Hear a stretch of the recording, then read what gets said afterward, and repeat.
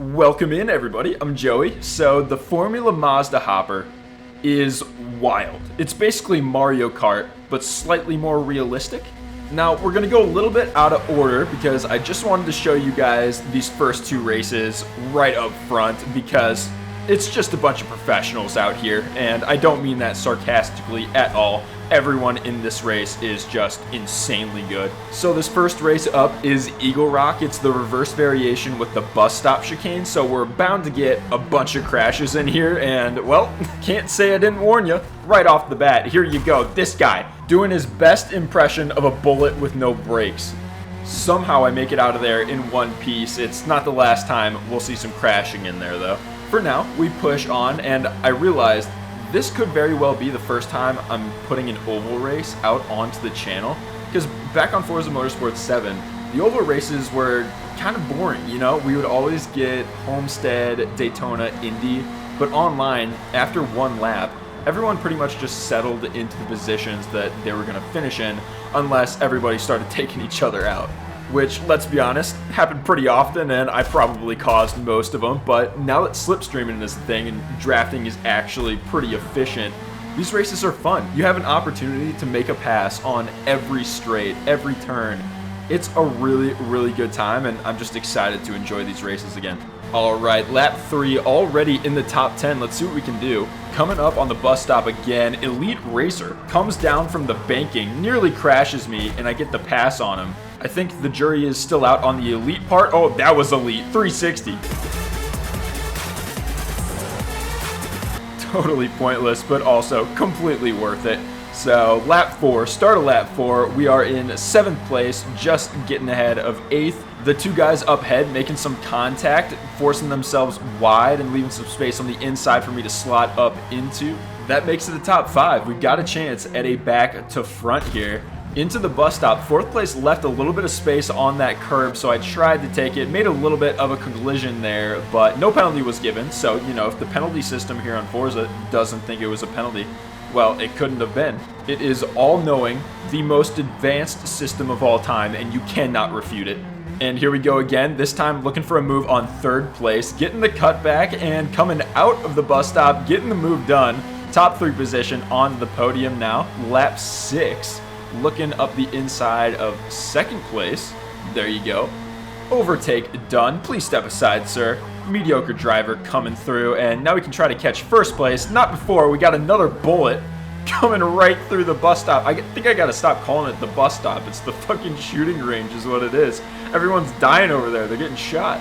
Eventually caught up to 1st place though here on lap 12, beginning of lap 13. That left front is starting to go. We're about halfway through the race now, 25 total laps in this one, so definitely gonna think about pitting after we get through the shooting range here. And I think that pretty much solidifies it as the shooting range right there. He just shot a cone at me somehow.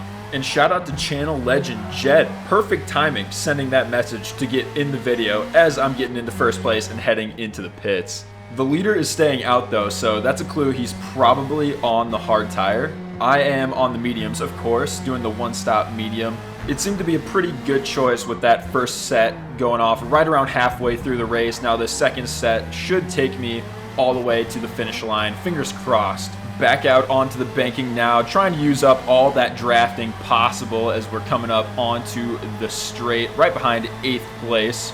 Baritone Mike as his car naturally pulls off to the left, getting up the inside, using that slipstream to carry the car side by side and into the turn.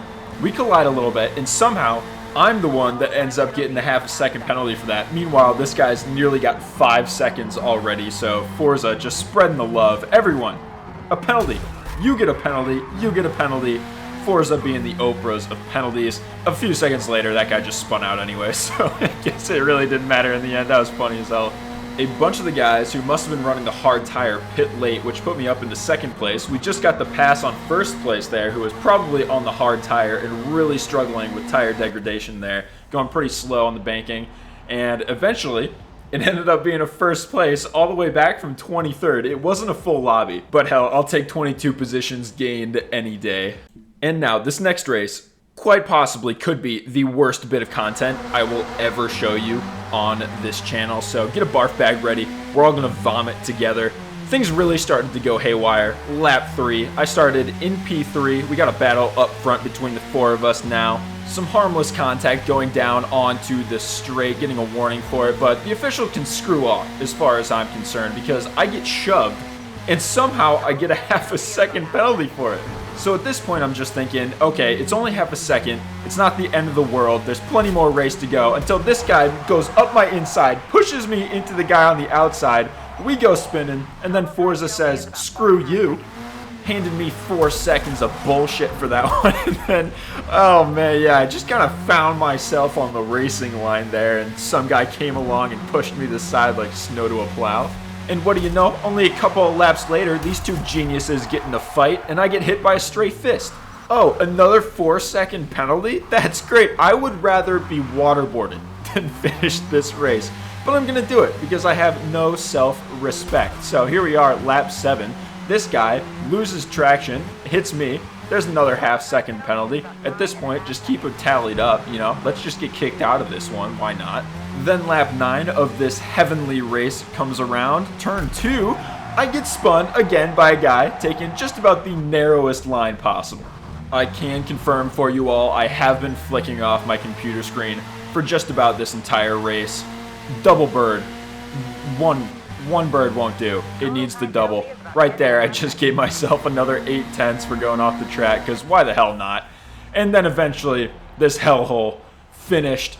Got 15th, lost 11 spots. Probably the worst race I've ever had.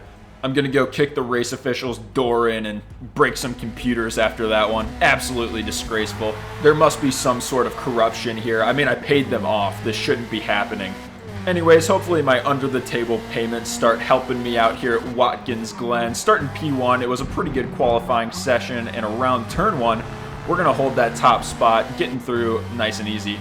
After the S's and down the straight, we'll probably face some competition into the chicane. That slipstream will bring those guys behind right back up onto me.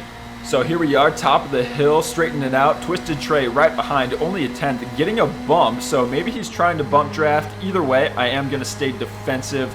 He moves over to the left. I'll move over as well to take the best line into the chicane as possible. A bump from behind, that unsettles my car. Second place goes on through, and then right behind me, I catch just the saddest moment of all time. 3 guys about to eat tyros, getting a nice hearty breakfast in. There's no better cereal to start the day. So here's take 2, going into the chicane, and well, I caught back up to him momentarily. Then lap 4, I caught back up to him again, albeit momentarily. And then we'll skip ahead again to the end of this lap number 4. Finally getting that pass done. He is going into the pits, so we'll grab the top spot right from him. Lap 5, I go into the pits, and it's at this point that you're probably taking a look at my tire choice and saying, hey headass, why are you on the medium tire? There's only 3 laps left, you should be on the soft. And well, yes, I should be on softs, and yes, I am a headass, and it'll come back to bite me in the ass later too. Just wait. For now, though, we've got a drag race to the inner loop with Twisted Trey, so very similar situation to lap 1, but this time he is going to beat me there. And coming out of the loop, roles are reversed this time around, and I'm the one doing the tapping, running over the grass and losing quite a bit of time there. Through the heel, catching back up, I've said that quite a bit this race. I trail brake into the corner, tap in Twisted Trey, and going for, well, a dirty pass or a perfectly executed NASCAR bump and run. It is Watkins Glen, so NASCAR bump and run would be fitting, but you guys decide. It was dirty. We all know it. So here's the situation. Coming around the final corner, we are in second place, but the leader has just gone into the pits, gaining on him now, and will eventually make that pass up into the lead. And now take a look at a Yam I Am in second place. He's kind of come out of nowhere, only a second and a half behind.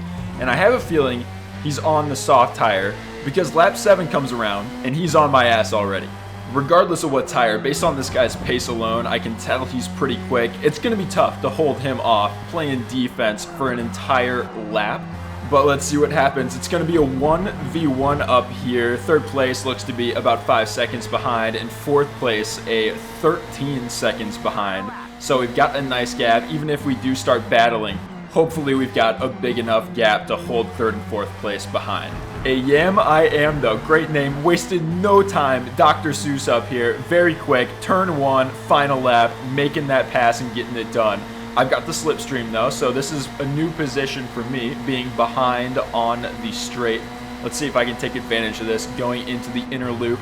Pulling up behind, waiting to see where he goes, staying in the middle for now, moves left, I go right, coming up on the chicane, and I wuss out. What a massive wimp. I had so many incidents this race, I feel like I probably didn't even deserve to win that one. I did keep it close behind, but in the end, just didn't have enough to get past him, and he nearly went front to back. I'm not sure if there were 19 total people in the race, or it would be 20 including him, but he went from 20th to 1st. Hell of a race from him.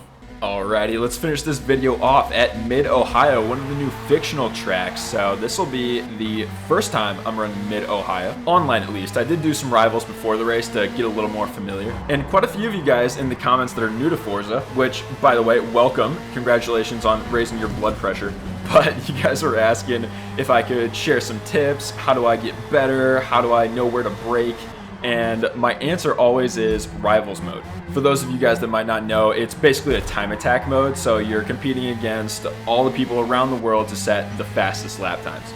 And there's a couple different ways I use it. So number one is obviously driving on the tracks yourself, setting your fastest lap times, learning racing lines, memorizing braking points, and actually up here I totally missed my braking point because I'm too concerned about this guy on my left side go way too wide. Usually I'm looking for that 3rd board on the left side. So it's things like that, looking for things around the track to use as a reference for where to brake. And then the second way I use Rivals, and arguably the most important, I think it is that you can watch replays of other folks' fastest laps. So for example, I'm no esports pro, I don't think that's a secret at all, but I do want to know like what they're doing, where are they braking, how are they gaining time on me. So I'll go check out the fastest lap on the leaderboard for example, Mid-Ohio, and just study what they're doing for a few minutes. I think you guys will be amazed with how much time you can cut off with just a little bit of practice in that Rivals mode. So hopefully that helps a few of you guys that are new to the game out. So let's get back to the racing, shall we? That is lap 1 complete. Still chasing down 1st place, about half a second behind and closing. Heading into turn 1, looking for where that white divider line ends in the middle of the track and starting to brake there and turn in. We've got the run on 1st place out of the corner. It's a sprint to turn 2, looking for the 100 board and the 50 board, braking right in between those two, and that should hook you up with the apex of turn 2 really nicely. Onto the accelerator early, letting the car run out wide, and down the straight we go, building that gap to about half a second. Here's a little later. These cars have a ton of grip, but that's not going to stop me from losing the back end. Going up over the crest of that hill, the car goes super light, and XR is going to capitalize on that mistake, happily taking 1st place from me. Rip my heart out. Things are heating up though. This is going to be a fun battle. Making a little contact with him up front, small collision, but no penalties handed out. I go very, very wide here into the final turn, but cutting back, and I should get some good acceleration out of that onto the straight, plus getting some slipstream from him. I haven't been able to get in front of him for turn 1 the past couple laps, so that would be ideal if we could do it here. Again, braking at that white line divider, pinning him narrow, and getting that move done at turn 1, that was huge. On lap 4 though, the outlook started to change a bit. I got one of the most dreaded Xbox notifications of all time. So I'm over dramatizing it a bit. It doesn't mean I'm gonna run out of battery. I've got plenty left in the controller, but what it does mean is I don't have rumble effect anymore, and rumbles are huge for braking. You can basically use it to gauge when you're about to lock up the brakes, and with that gone, I'm gonna be locking up the rears quite a bit here. And it's especially not good when XR is poking his nose on screen. We've got another battle down the straight. Let's see who's gonna win out. Will I lock up? Yes, I do. Quite a bit of rubber left on the road. That's not gonna be good for that back tire degradation, but I don't think that's gonna be a huge problem. And at the end of lap 6, we're gonna head into the pits. XR is gonna follow close behind. When we come out, taking a look at the leaderboard, Reticulous is now in 1st place. He's got about a 7-second gap, and he hasn't pit yet. There's a good chance he's on the hard tire, or maybe he's trying to make the mediums last one extra lap and then pit on the softs. We'll see what happens. Lap 8 comes around and he does end up pitting, so he might be going on the softs this time around. So we won't have to worry about him. On lap 11 though, XR and I still battling, and you guessed it, I lock it up. XR up the inside, he takes first place, only 3 corners left to go.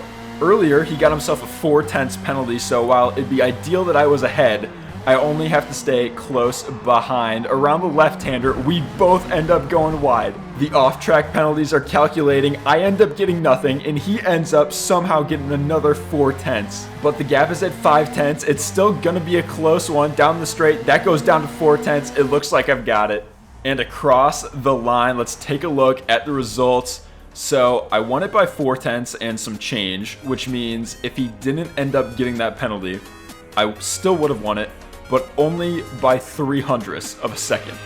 What a race. It literally could have gone either way, and I'm noticing right now our best laps were 5 thousandths apart. That's the closest I think I've ever seen. But anyways guys, that's gonna do it. I hope you enjoyed. Do all the stuff that the YouTubers tell you to do at the ends of videos, and I'll talk to you soon. Alright, bye everybody.